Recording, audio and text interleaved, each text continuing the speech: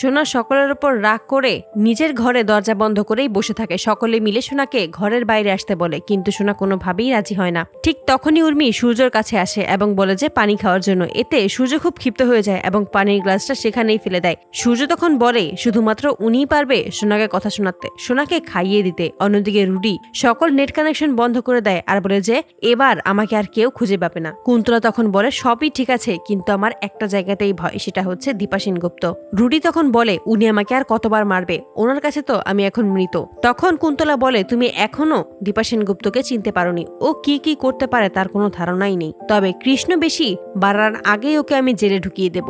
আমি সেনগুপ্ত বাড়ির কাছে ভালো থাকবো আর নিজের সৎ ছেলেকেই জেলে ঢুকাবো। অপরদিকে সকলে যখন সোনাকে ডাকে, সোনা কোনো কিছুতেই যেহেতু বের হতে চায় না, উর্মি তখন বলে এখন কেন কিছু করছো না? খুব তো বলেছিলে তুমি সোনাকে খাইয়ে দিতে পারবে, তাহলে এখন কিছু করছো না কেন?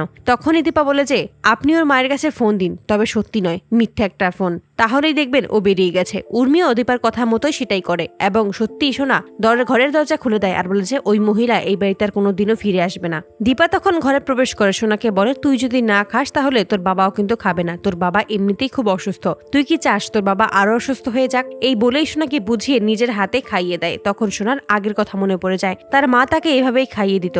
মনে মনে বলে যে এভাবেই অনেকদিন আমাকে আমার মা খাইয়ে দেয়নি। তারপরে উর্মি সোনার কাছে আসে আর বলে যে তুই কৃষ্ণ নামে একটা মামলা দে, তাহলেই ওর উচিত শিক্ষা হবে, ও এরকম ধরনের কাজ আর কখনোই করতে আসবে না। এটা শুনেই দীপা চমকে যায়। দীপা তখন সোনাকে সকলের চোখের আড়ালেই বলে যে তুই যদি এখন পুলিশের কাছে যাস তাহলে পুলিশ কিন্তু তোকে জেরা করবে, তখন কিন্তু তোকে সমস্তটাই বলতে হবে। আর একবার ভেবে দেখেছিস ওই কৃষ্ণ যদি বলে দেয় তুই ওকে আগে ভালোবেসেছিলি, ওকে বিয়ে করতে চেয়েছিলি, তখন কি হবে? সমস্তটা শুনেই সোনা বলে যে আমি কোথাও যাব না, আমার কোনো কিছুই ভালো লাগছে না, সবাই আমাকে নিয়ে হাসাহাসি করবে, আমি এটা চাই না। অপরদিকে উর্মি অফিসে আসে, সেখানে এসে অবিনাশের মতো কাউকে দেখতে পেয়ে বলে যে তার মানে অবিনাশ এখানেই, তার মানে দিদিও এখানেই আছে, ওরা কেউ বিদেশ যায়নি, ওদেরকে এবার আমি হাতে নাতে ধরবো। অবিনাশের সাথে যখন একজন সহকর্মী কথা বলতে আসে, ঠিক সেই মুহূর্তেই সহকর্মীকে অবিনাশ সাজিয়ে সেখান থেকে অবিনাশ পালিয়ে যায়। উর্মি এসে সেই সহকর্মীকে ডাকলে সহকর্মী যখনই উর্মির দিকে তাকায়, উর্মি তখন বলে আপনি এখানে? সহকর্মী বলে আপনার কি কোনো দরকার ছিল? তাহলে আমাকে বলতে পারেন।